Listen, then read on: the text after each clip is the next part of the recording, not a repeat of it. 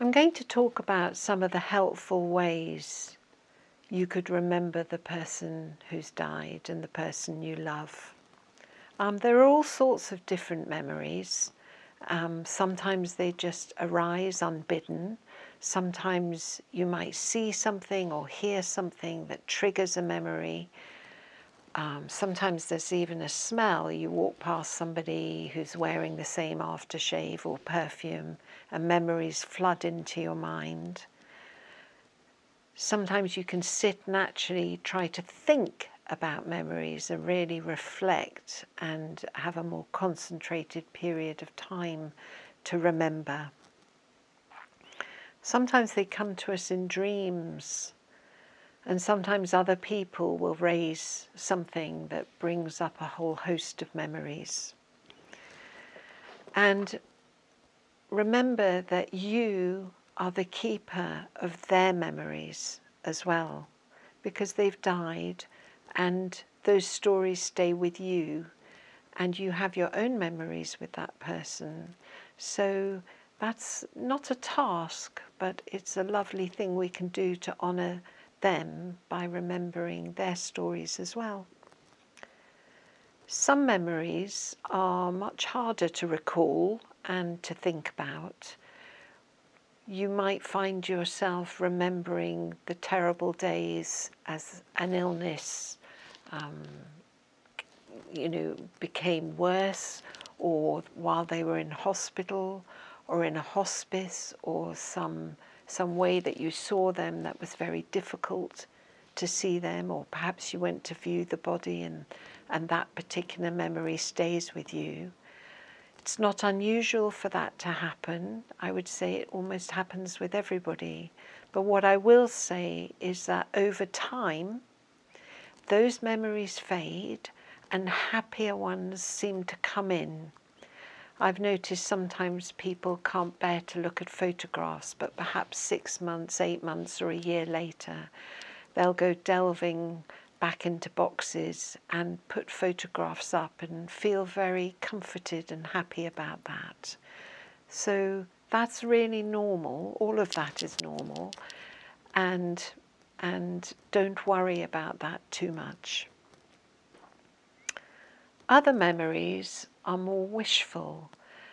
They're the things that we hoped would happen, but which didn't happen. And so in a way, they're memories you don't have and memories that you really miss. So for example, wishing that your father or mother could have walked you down the aisle or saw you as a bride. Or perhaps you wish that your parents had seen your children, but they died before they could have. And these are memories that are missing, and they're things that we hunger after, but we can't have. And that makes them difficult and sad and painful. But again, entirely normal. Of course, you would wish they were there to be with you and to enjoy moments like that. So what ways can we preserve memories? I've got some ideas, so I'm going to read them out for you. Perhaps you could make a calendar with the photos of your loved one so that you can look at it all year. Could you make a playlist of all the meaningful pieces of music you enjoyed together? And that's actually a lovely way of going back and remembering happier days. You could ask people to write their stories and memories of that person to you. Sometimes they do anyway in letters after the death, but if not, you could ask them, or even little video clips of funny stories, happy stories. Can you create a photograph album or a memory book? It's quite easy to do that online, and maybe somebody could help you. Do you want to set up a memorial page for them online that could sit there for a longer period of time? Or do you want to arrange a memorial service or a celebration of their life at a later date? That doesn't have to be done straight away. Can you or someone else start a blog that family, friends can join and can put down memories there so that they're there in perpetuity? Have you thought about watching any films that you enjoyed together? Comedies, romances, dramas, anything that you enjoyed together that can take you back to those happier times? Do you want to make a photo wall in your house with lots of photos of your loved one, or put up some really beautifully framed pictures that you can look at when you walk by?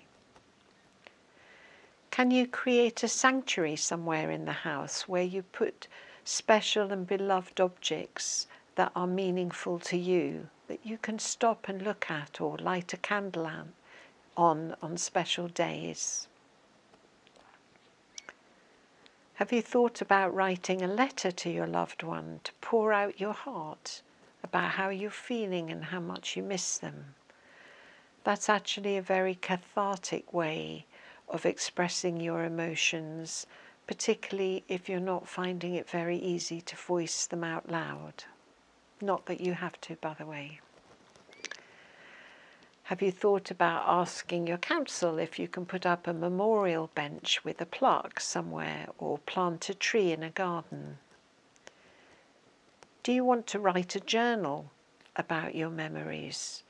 Daily journaling can be very therapeutic in grief. It's a way of getting in touch with things you might not have remembered, and the pen has a way of allowing our emotions and our thoughts and feelings to just flow out onto the paper, almost free writing in a way.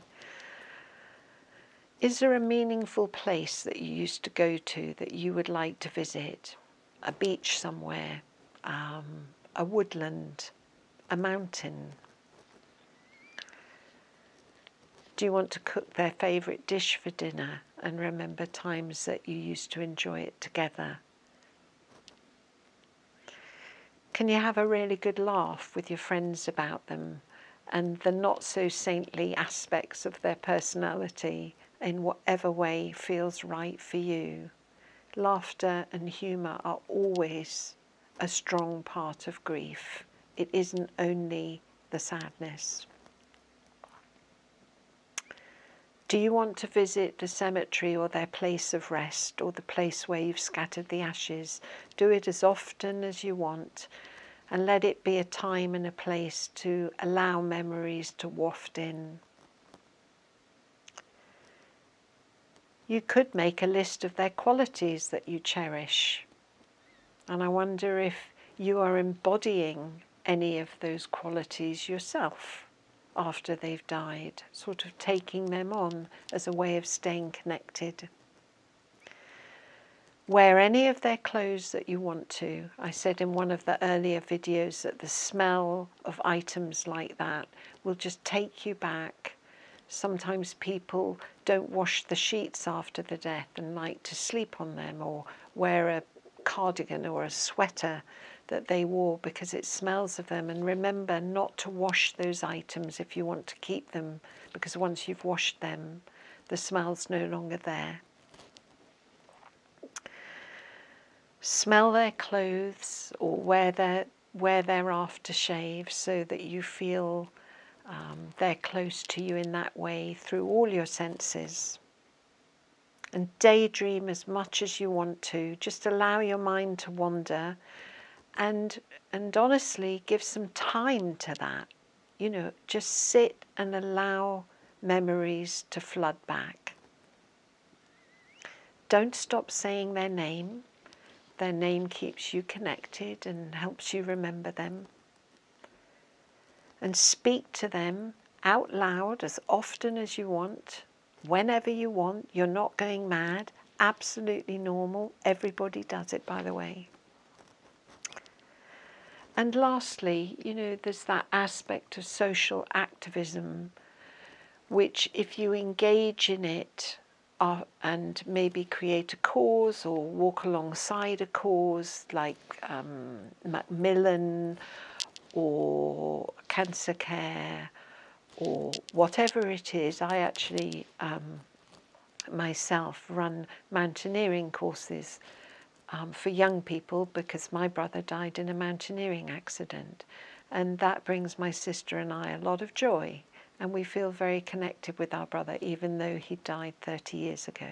So social activism can be a lovely way to get back out into the world and feel close to your loved one.